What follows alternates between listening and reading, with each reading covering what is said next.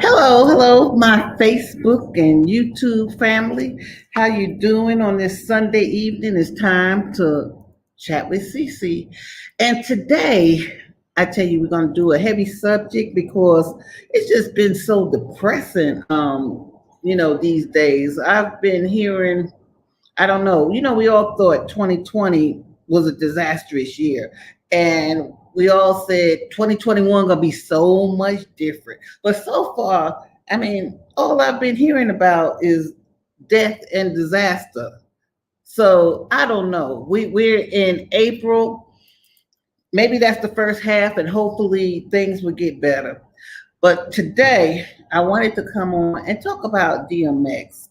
He died this week, and really he was one of my favorite rappers. I'm kind of for the old school rap, and he was one of my favorite rappers. And so I have watched him, just like many of you all, go through different stuff all throughout life.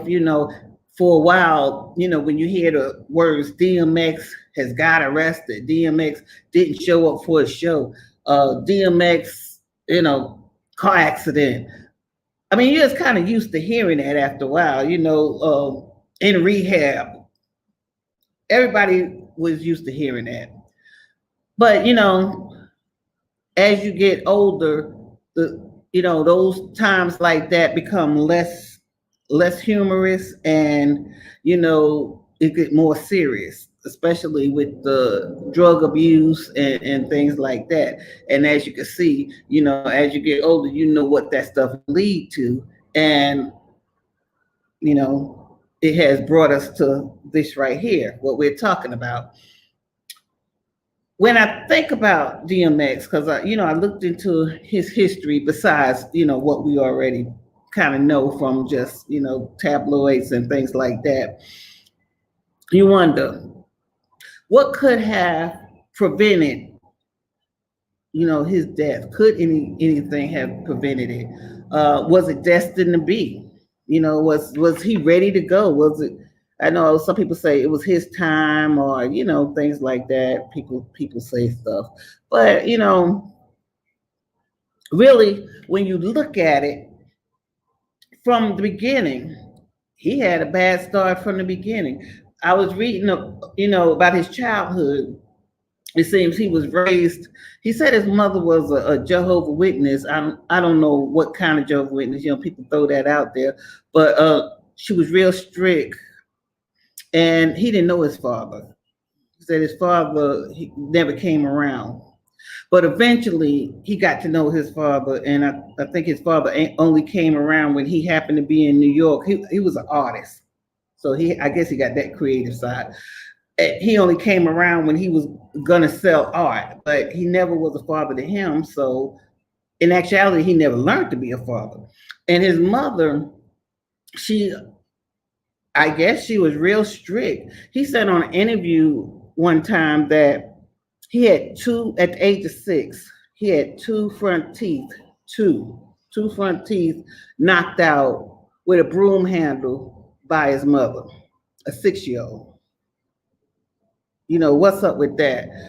That's abuse. And that she had boyfriends that was rough too, and I guess they used to beat him and everything. Long story short, he had a bad childhood, and I think at the age of 9, he started going to getting in trouble, in school and stuff. But he was really getting in trouble before that. But in trouble enough that the courts took him out the home and put him in a group home.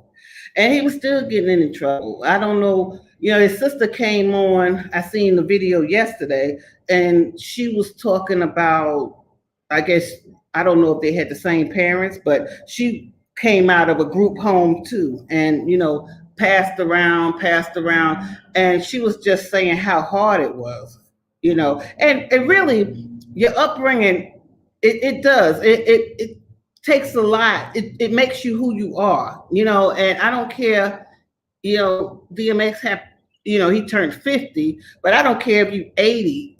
The things that happen to you as a child, it reflects, and those wounds that you get as a child, it stays with you forever. And I know some people will say, you get over it or get past it, but sometimes you just can't. Sometimes you can't. I'm not saying you some people do get past it and go on about their business, and but some people just can't get past that.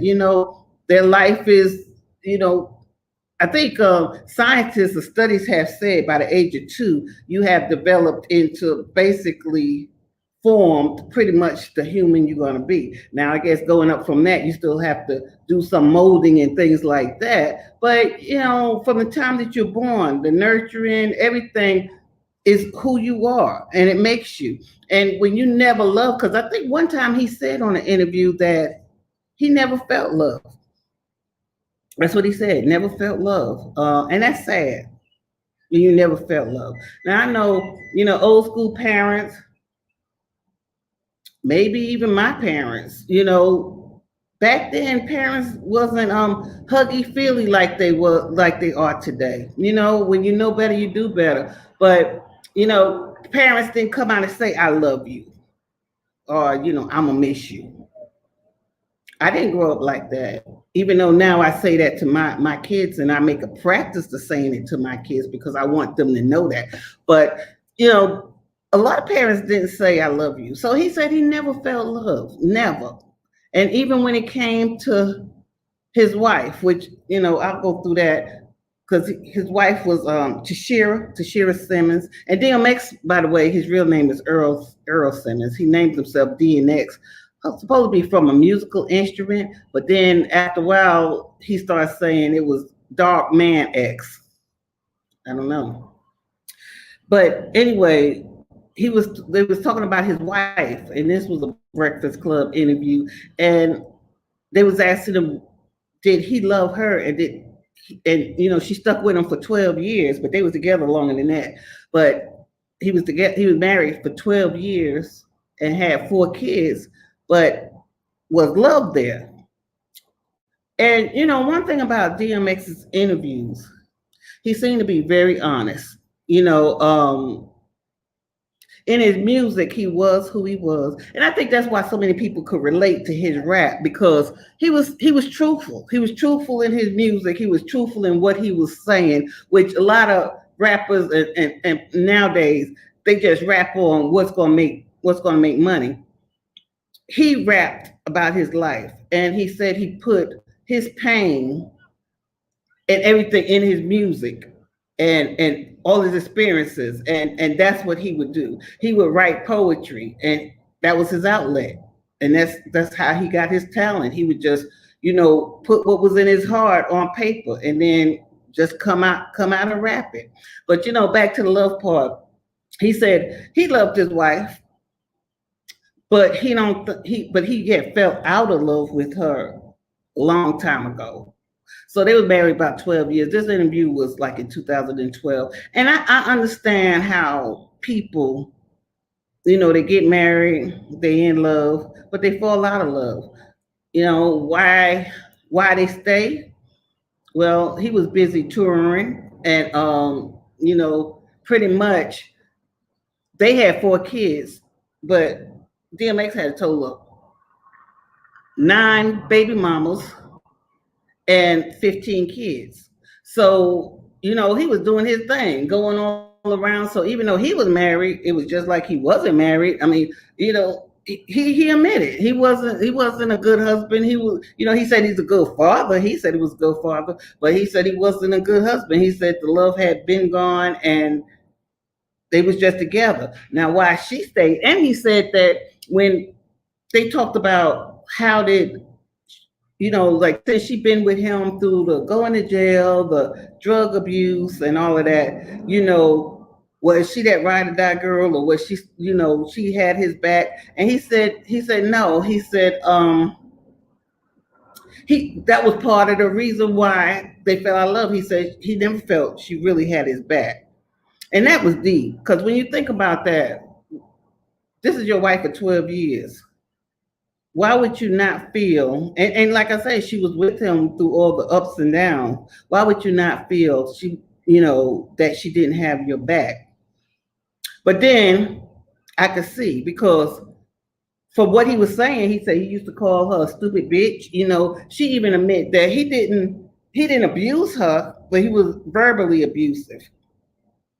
And as we could see, it's more than abuse, is more than just hitting, because I mean, God, you married and getting what, how many kids? There's so many kids you can't even count. 11 kids from other places. I mean, that's abuse right there. You a wife, and every time you look around, somebody, these women coming with babies.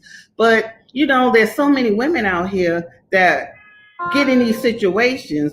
They met each other at 18. He became famous really in 1998 when he came out with his first album that really just took off from there. So fame started, money started flowing, a lifestyle started flowing, and you want to maintain that. A lot of women want to maintain that.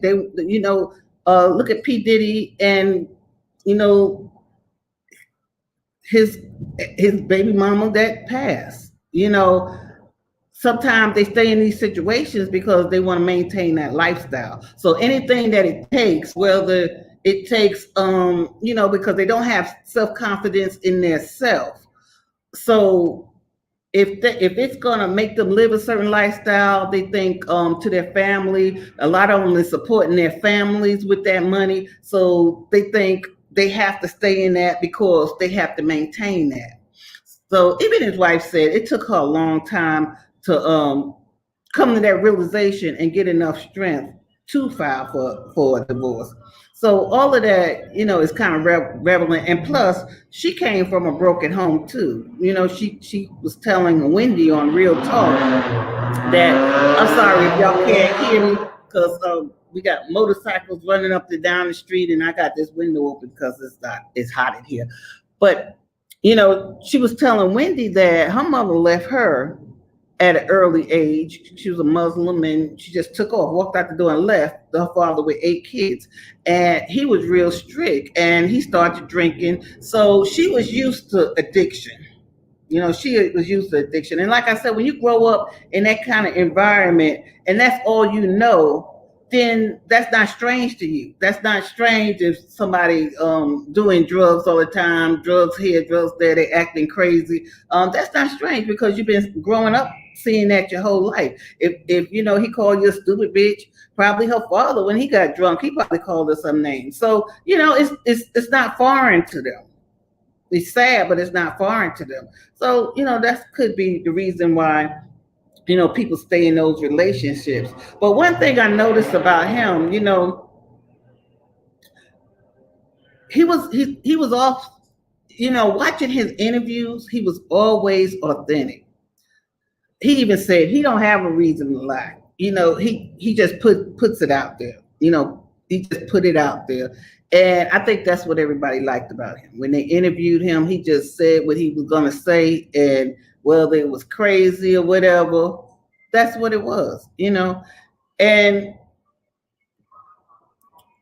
when you are like that, your authentic self, and you're in the music industry, and most of the time, even in, I'm saying music industry, it could be fame, period. It could be on your job, and you want a promotion. Most of the time, they want you to conform.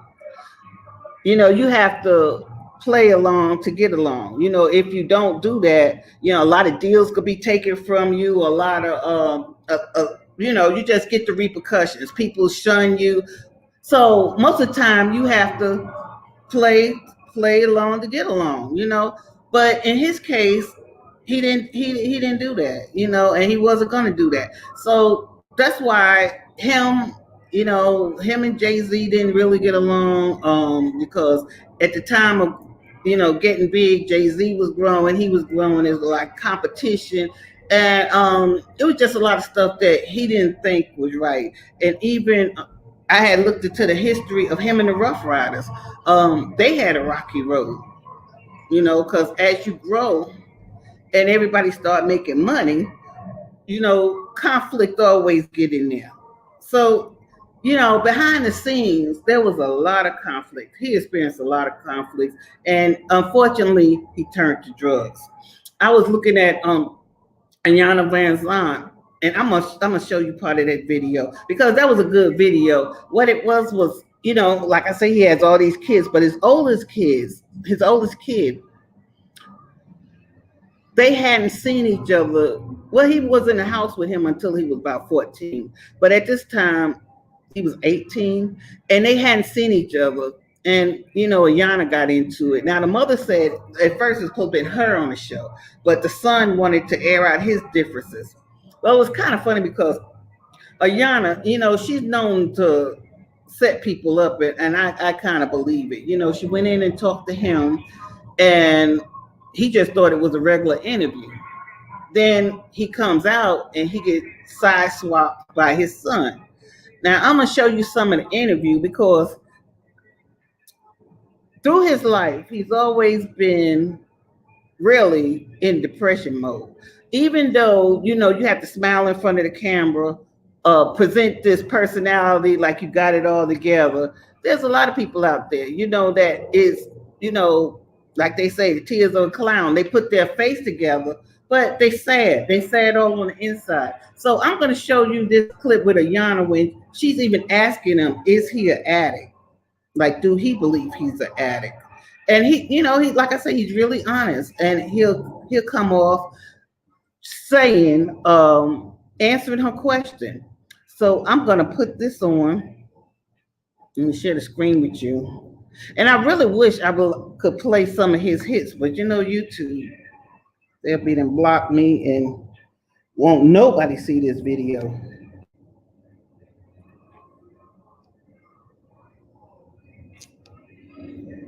Okay. And I'm gonna play certain parts of it. So you see, I marked this where I'm gonna start at.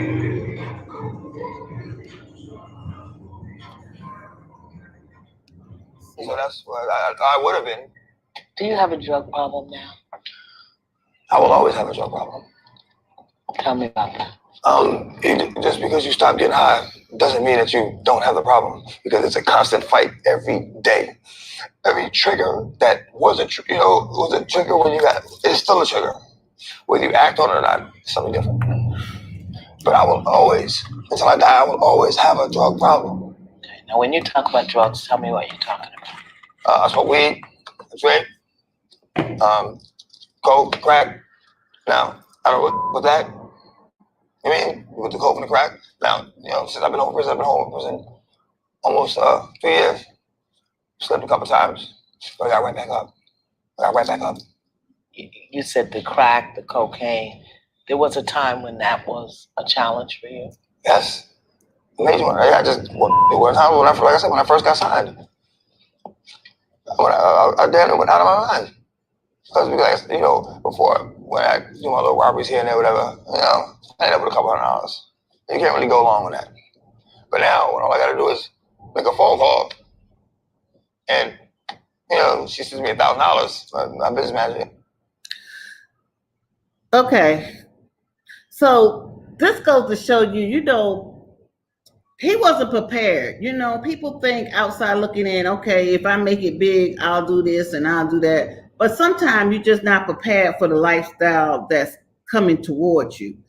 He didn't have nothing. Him and his wife, 18 years old, poor. One time he said that they had 4 kids, little kids. The kids was little, and they had $106 to buy groceries with for the week. So they had to budget that out. So that's how poor they was.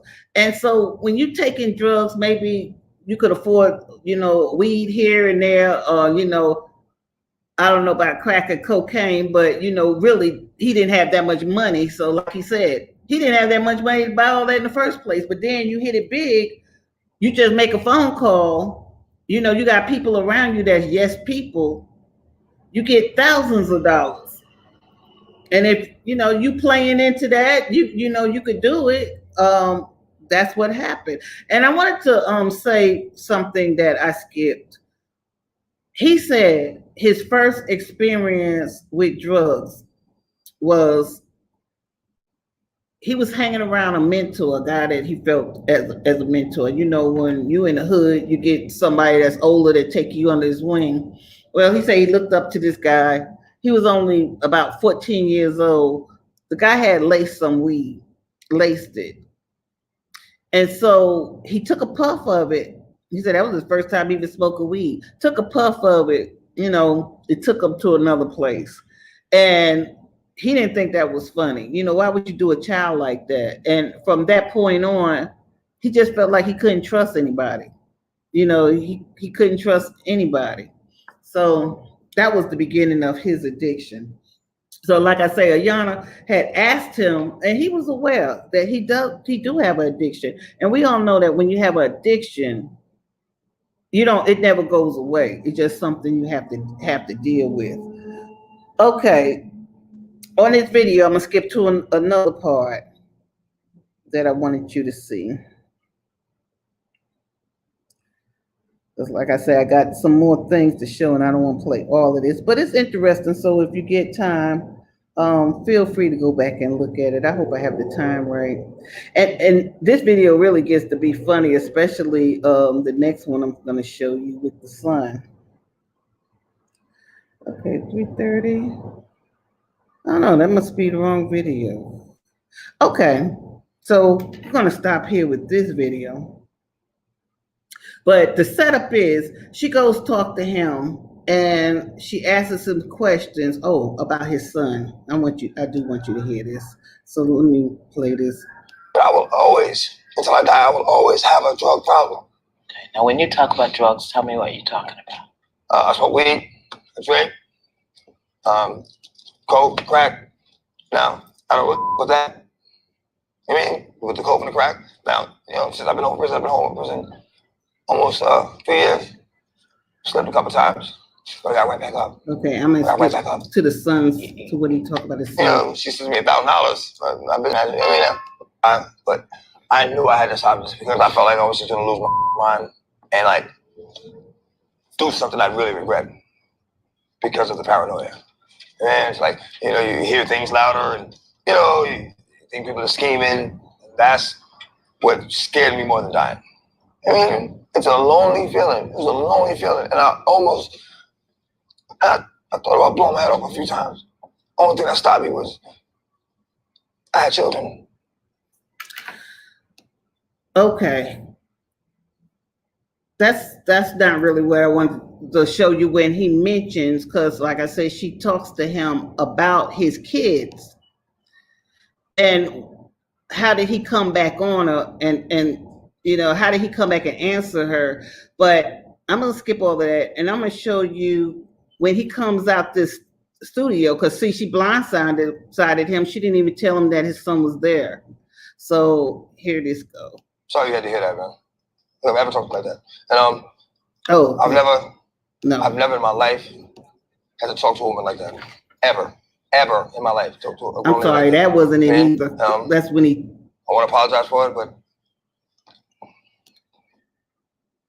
Okay, I gotta find that video because she talks to she blindsides him with the son, and you know I didn't think it was fair for her to do that, and that's where they went awry. That's where they went awry, and it was kind of funny in a way because, like I say, you know, Ayana is used to just saying stuff and setting people up, and nobody challenged her because, you know, she's an older lady, an auntie, and she just thinks she could get away talking to people crazy, but not with DMX. Okay, so I have this here, and I'm gonna go back and share my screen with you.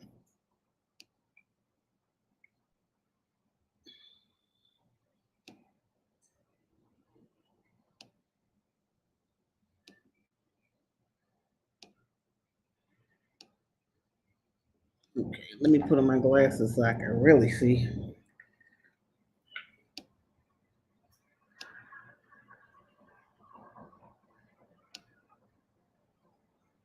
Xavier, that's his son's name. I've never in my life had to talk to a woman like that. Oh, no. Ever. How I keep getting back on that? Okay, here we go. DMX and his son haven't seen each other in a year and a half. Oh, he's here. See, he's shocked that he's there. Hey, And you can see he really, really loves his kids.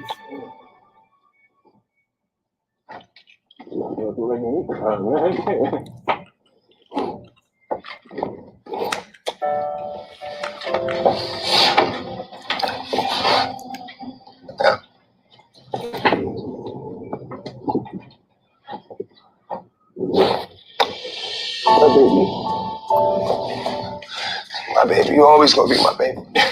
Always, always. That's why we never talk. Can't talk to you. Why not? It's of all you've done. Loving essence. What do you mean? Like, Loving essence. Why don't you sit down? And that's what we're going to do. We're going to talk now. I watched from this to here. You know, I just wanted to, teach you the stuff if I was supposed to teach your son. You know what I mean? And, help you whatever I could. I always extended like, you need to talk about anything, and I just never talked to me. But I hope you didn't think I didn't love you. Oh, okay, all right. I'm sure I made that clear. Like, even just to walk by, I love you. You know what I mean? Like, if you said, just that. Can I hold that for you? Because you're not going to do that right now. Not right now. You just give me a complex about. Now, as you see, she, he's smoking. I don't know if it's weed or a cigarette, but she coming into his place and she just taking over everything. But okay, I'll continue on. Smoking a cigarette. Hey, come on, let me hold it for you. I promise I'll give it back to you. I'll give it back to you. Let's do it clean. From your son. Thank you. So what's going on, man? So different? Yeah. Lots been going on. And what? He wanted to talk to you. And I said that I would support you all. I'm just keeping the high ground. So you told her that she wanted to talk to me? Yeah. Why couldn't you, tell me? Because you were shut down. I couldn't. I shut down? Where you've been. Where I've been? You haven't seen? What do you mean where I've been? Where you've been acting. How do I act? Between me and your mother. That's what you mean. Would you? Yes, I've always, as a kid, taken me around the women. Yes. You don't have to agree. X, can you just hear him and then you can respond? Now, what did I do with these women that we were around? What did I do with them? Well, one of them, we were at the studio. You kissed on the lips goodbye. And another one, told me story. No, on the lips. Yeah, on the lips. You were married to my mother, your wife. Xavier's pain is rooted in what he believes is his father's betrayal of his mother. Yeah, a kiss is harmless. Some women do that. There's no indication. And for one, I don't even think, why would you automatically assume that I'm for one, if I'm, why would I bring you around her? That doesn't even make sense. That's like disrespectful. Why would I bring you around a chick that I'm? Can I just offer? Can I talk to myself? Now, this is how he explained that on another interview. Now, I could believe that, like I say, all this fame thrown at you, and really, I mean, right here, he probably, this is probably one of his drug binges because he looked kind of skinny, but normally he's well built out. But you have women thrown at you just for the fame, just because I don't care how you look, just because you got money. So, you're meeting all these groupies and stuff in every city. And remember, he never really learned how to be a father too. And a lot of men think that taking their sons, showing them extra women or showing them how to be a player is something special. I don't know where that comes from, but some men think that, so I could see him doing that you know, not to make it right, but I can see him doing that, not knowing that this child is paying attention. You know, people think children don't see, but this child is paying attention. He's married to his mother, and how you think he feel seeing his father perform with all these women? But DMX had said that he felt like kissing wasn't nothing. He didn't see them actually doing sex, which that's no excuse, but that's what he said. But he also said that if he had another chance, he wouldn't do that again. That was on a different interview. But okay, but as you see, Ayana's jumping into it rather than letting it be a father and son moment. Please, wait a minute. Can I talk to my son, please? Can I just offer you some insight? Please, I want to talk to my son. Y'all are talking to each other. Y'all are talking to each other. Just try to hear her out. Can I just offer you? See, that's the problem right there. I mean, every time we try to talk, there's somebody is always a damn interpreter. I mean, whether it's your mother, whether it's, you know, this lady here. Like, do you feel that he's hearing? You're very intelligent. Do you think that he's hearing? No.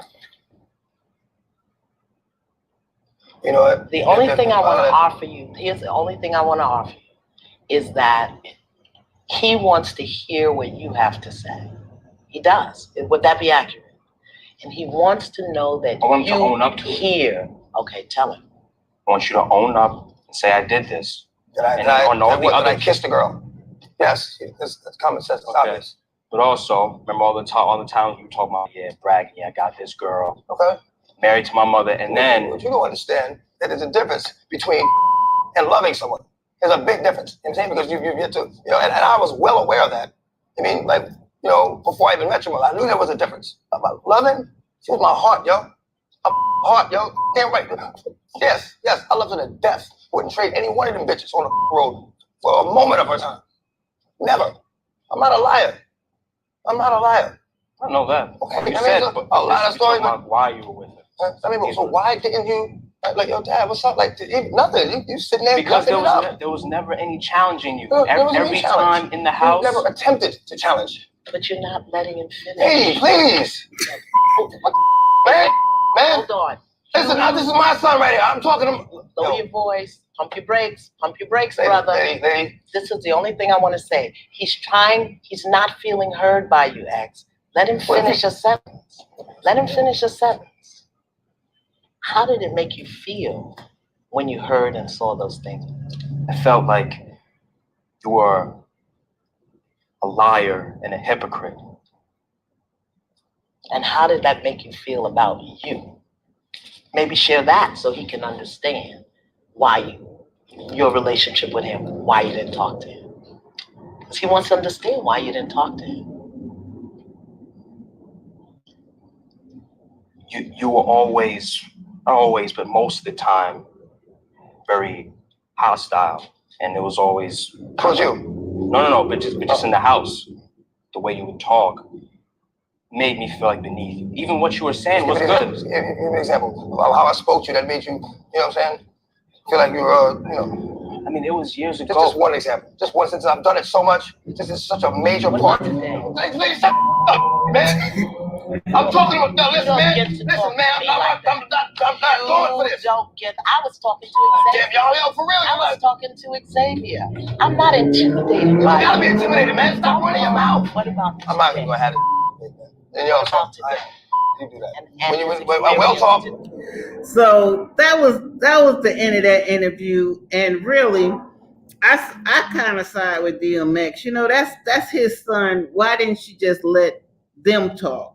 I mean, the boy, 18 years old. I mean, he did seem like he was being led. I mean, at 18 years old, you should be able to talk to your own father. Now, I can see why he didn't. The boy probably felt intimidated talking to his father at home with his mother there, and he talking about all the women. But, you know, I think she should have just let the conversation flow between them. But she kept, you know, that's what Ayana do for TV. You know, she called people gutter snipes and be edging them on. Well, you know, he want to tell you how much he don't like you and all this stuff, you know, which that's not right. So anyway, I showed you the video before where he did come out and he apologized to her because you know, she had got him out, you know, just plain made him mad. You know, everybody had been there before. And it was funny because another interview he was doing, he said that he said that he wished he was a man. He would have socked her right in the mouth, because he said he's trying to respect her, but it was just a little bit too much, So it is. But when you think about that and what he was going through, and like I said, you see his kids. He loved his kids, and I really do think he loved his kids. But 15 of them, they wasn't that close, and I know this because he said this on the Breakfast Club. The kids is not even that close. He said he got them in different cities, traveling around. One in California, one in New York, one in Arizona. So it's not like they could all get together, 9 baby mamas and 15 kids, on holidays. So I guess they, like within this week, they probably got together more than they ever have got together or seen each other. And I don't know what the relationship would be, but I mean, living a life of that. And like I said, you have all these inner turmoil demons that you're fighting with, plus, holding a smile for the public, and and anybody who's seen a DMX concert know that he's high energy. I mean, he just bouncing off the walls, and it's probably been sometimes that he just wasn't feeling it, but when it's showtime. So all of that leads to kind of where we at today. And there was a thing he told Ayana. I need to go back to that. I'm gonna look and see while I'm talking. Can I go back to that video? Because he tells Ayana too, and I thought this was kind of cruel for her to say. She says that his family and people that love him is just waiting for the phone call that he has passed. And the way she said it, especially when somebody, have an addiction, and they may not be in the best light right now or in the best feelings, and you telling them that, everybody's just waiting for them to get the call that you're dead. I really didn't think that was a good thing to say, but I'm gonna let you see how she says it. I mean, it just really wasn't very nice. But it was important about his answer to her. And he was really honest in his answer. So I think I do have it.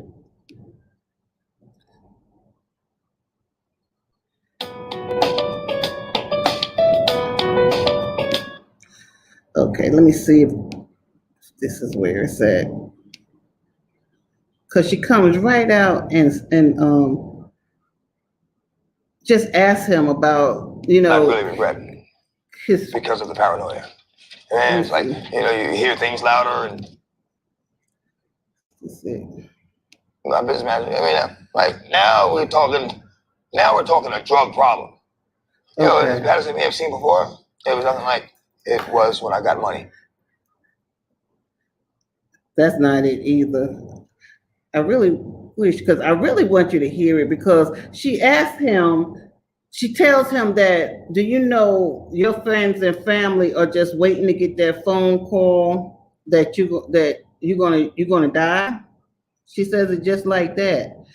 And he tells her, he says, well, if they do, God meant for that to happen. And he said he was satisfied with that. Now I don't know, at that time, was that just a thing that he said just to, how some people deflect off the conversation.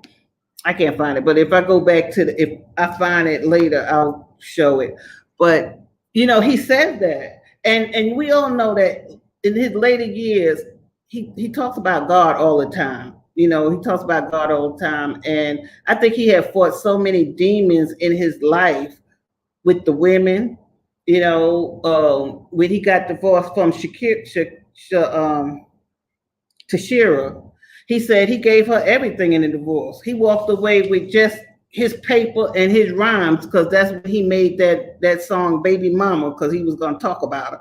But he just walked away. He left her everything, all the money he had there, everything he owned. He just wanted a divorce. So, you know, she got a good divorce, but we all know that later on, as, you know, they was having problems, and, you know, he got sued by the IRS a couple of times. And even now, I don't know what's his estate worth, because he owed a lot of people. So I don't know what the money situation is going to be like. He had his last baby is by a girl that he'd been with about 7 years, but they never got married. She was just a baby mama.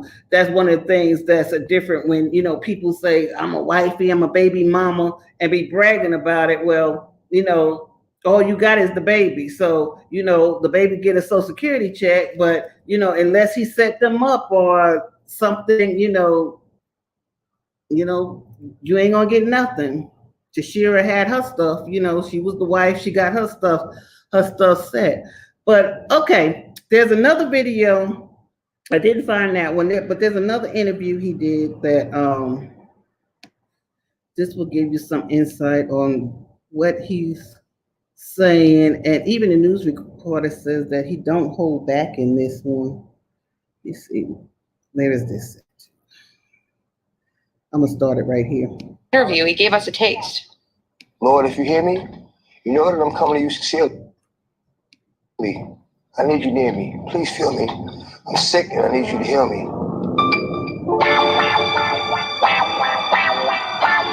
DMX, who admits he's struggled with drugs, says he's lost and still looking for who he really is.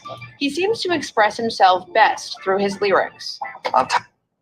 Now, that was kind of deep. You know, like I say, he always said that he expresses himself through his songs, and so he made this lyric to God. And I just want you to catch that again. And in the middle of our interview, he gave us a taste. Lord, if you hear me, you know that I'm coming to you sincerely. I need you near me. Please feel me. I'm sick and I need you to heal me. Okay. DMX, who admits he's struggled with that, you know, so like I said, you know, this has been a lifelong thing, a lifelong thing, with struggling with drugs, trying to get right with God, fighting his own demons. And like we said, you know, you're an addict, you're always an addict. You know, the news and stuff is saying a heart failure, but we all know it was an overdose, and pretty much that's what it was pretty much going to be at the end, the way he was going. Now, he made this video, which I'm quite sure everybody's seen, a couple of days before the overdose. I'm gonna skip it, but I'm gonna play some.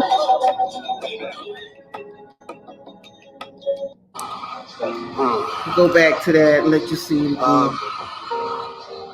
Your man non-stop on there for you. Okay.